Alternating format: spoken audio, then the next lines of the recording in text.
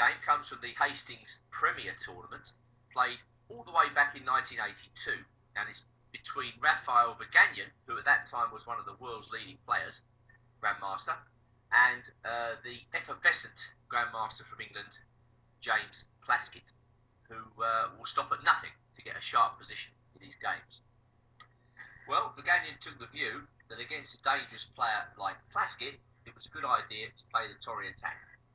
White risks nothing and sets up a position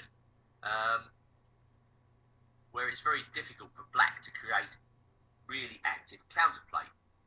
Plaskett tried the common h6, but as we've seen before, White can take on f6 and then play, well, e4 if he wishes, or knight bd2 as here. And this was the original game with this idea of knight bd2, delaying e4 for the time being, preferring to put a block on the long diagonal with the move c3, and then trying to create counterplay on the queen side by playing a4 in connection with the move g3. So Plaskett tried g5. Now you'll recall that de Fermian didn't have much luck with g6 in the previous game. Well, here we see Plaskett trying something altogether more aggressive. Vaganyan wasn't fazed by this aggression and just played the normal idea g3, bishop g7, bishop g2, castles, and now White continued to probe the queen side, all as before, with a5. And of course a5, as we've seen, sets up the threat of a6. So Plaskett played rook b8. Typical prophylactic move in a position of this type. Castles by Vaganyan. e5 by Plaskett. And now e3 by White. So an absolutely rock solid approach. And I think Vaganyan took the approach in this game that basically he wasn't going to show any chink of light in his position to Plaskett. He wasn't going to give him any opportunity to let loose his considerable attacking talent. And so psychologically, I think White's opening is a good choice. Positionally, I think White is also in pretty good shape. He's very well coordinated. The pawn structure works brilliantly with his knights and his bishop. But, you know, as in all of these positions, it's really a question of what to do next. So it will be interesting to see how Vaganyan proceeds. Well, Plaskett played queen e7. I dare say that's getting out of the way of the f-pawn, so that Black can push forward in typical style with f5, which is why Vaganyan switches tack slightly now and plays e4. This might look like a slightly surprising decision, having played e3 on the previous move, but I think f5 was a pretty serious threat, after which Black could hope to avalanche the White king side in typical King's Indian fashion with the help of the move f5 to f4. So Plaskett simply cuts that move out. We now start to see a potential drawback of the move g5. That is to say, Black has weakened the square f5. And White has a pretty effective way to get to f5. He can put the knight up on c4, he can play it back to e3, and then he can think about playing it into f5. Alternatively, he can play his rook to e1, and then the knight can go back via f1 to e3, again looking at the squares d5 and f5. So I think we can say after e4, White has a slight advantage. He's got more space, he's fixed the square f5, and Black has not yet been able to open up the game for his two bishops, which Plaskett now strives to do by playing e takes d4. And Vaganyan takes with the knight. Well, if Black's going to invite the knight into f5, so be it. Why not take the opportunity? I don't think bishop takes d4 is a particularly good move for Black positionally, so Plaskett prefers to play his knight into e5 here, and White just plays rook e1. This is based on a little trap, which of course Grandmaster Plaskett does not fall in for, and the trap is knight to d3. Looks a good move in the sense that Black wins a pawn, but you can't go on a raid like this with a knight into the enemy camp without support. And in fact, queen b3 picks off the knight in this position. So that is completely ineffective. So Plaskett settled for rook e8, and after knight f1, White was well on the way to complete completing the manoeuvre I mentioned earlier, whereby the knight comes to e3, and then the squares f5 and d5 start to look like very good outposts for the knight. Black is already a little bit worse. Knight comes back to c6, hoping to exchange off one of the knights. Vaganyan's not interested now. He's got this brick wall in front of the bishop at g7, denying black counterplay on the long diagonal. And with more space, he refrains from exchanging pieces. This is good positional chess. Again, the overall plan is to put a white knight on d5 or f5 in this position, and then sit back and enjoy watching black suffer. So Plaskett tries to disrupt this idea by playing his queen to e5. Of course, white put his knight on e3. Ideal plan in this position.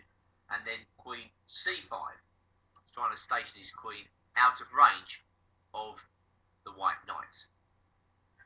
Alright, the knight comes into a most impressive square on d5, threatening c7 immediately, and black plays knight e7, which is logical in its own way, just trying to get rid of the knight. b4. Now, at first sight, this looks like rather a risky move, because, well, white is weakening the long diagonal, and in particular, the pawn on c3.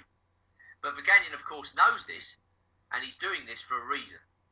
He can see that when the black queen goes back to c6, and I think queen c4 wouldn't help black in any way, white just plays bishop f1, and that is a seriously useful move for white in this position. So black prefers to go to queen c6 straight away. He sees that after queen c6, he can play knight d4 and continue with the initiative. I think that's the problem with black's position here. He hasn't got any active counterplay. Once again, we see the Torre attack as a suppressor of black counterplay. And I think that's the main advantage of this opening, I would say. All right, queen to d2. Plaskett is delighted to exchange off a couple of pairs of pieces, but could this be out of the frying pan into the fire as he just invites the white rook into a very active position? Now black has got to quickly unravel the queen side, or he's going to get into real trouble, which explains the next move, queen d8, but this runs straight into a6, undermining the square c6. Of course, black can't take that because of knight c6 immediately. And if he doesn't take, well, he's down really to the move Plaskett played. Bishop takes d4, queen takes d4, and now b6. And, well, black is seriously lagging in development here. Now, it's not all doom and gloom. There could be some chances here of surrounding the pawn on a6. That is black's main hope. But over the next couple of moves, certainly, white has a pretty good initiative here. White's pressing all over the board. He's got the e-file. He's got pressure against black's king. It remains for Vaganyan to try to translate that into something real. And he kicks off with the move h4. I think that's an excellent move here. Plaskett played bishop d7. Well, certainly black can consider taking this pawn. But I think after g takes h4, the black king would be in very serious trouble here. I mean, white's plan in this position is nothing other than to get his rook to g1. So he's probably going to play moves like bishop f3, king h2, rook g1. And with the black queen side so paralysed, it's very hard to see how black is going to deny white the obvious checkmating idea. Black can obviously take on a6 in this position. That is another move. After that, I dare say Vaganyan was hoping to take on g5. Black takes back. And white certainly has considerable pressure here after queen g4.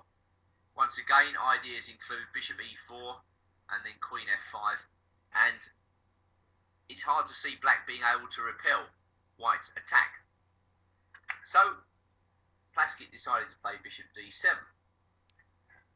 White went bishop f3. G takes h4, G takes h4, so it's all coming to pass. White's plan is to put a rook on g1. Well, black went king h8, queen f8, excuse me.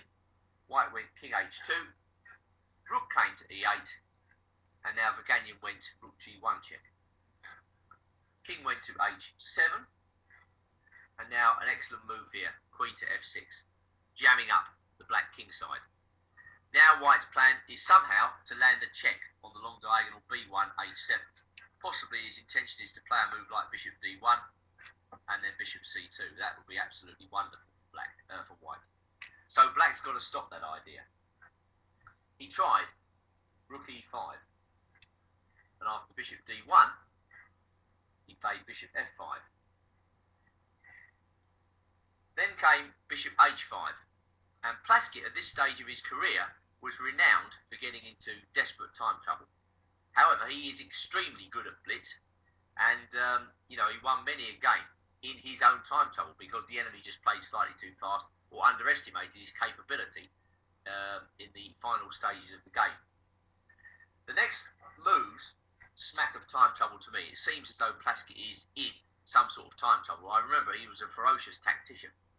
Here, he unleashes an attack against the bishop on h5, but has he forgotten about bishop takes f7? I just wonder. Well, probably after bishop takes f7, white has broken through decisively. It is extremely difficult to see any coherent defence for black in this position. He tried rook e8. Of course, rook f5 would be an excellent move if it wasn't for the crushing check on g6. So rook e8 was played, but after rook g3, bishop b1, rook f3, I think black is now completely lost. There's a check on g6, uncovering the attack against f8. Bishop takes g6, queen takes f8, rook takes f8, rook takes f8, and the time control having been reached from Verganya's point of view, Plaskett decided to resign. So yet another one of those games, and this time at Grandmaster level, where black's counterplay was suppressed throughout the entire encounter, and in the end, white broke through.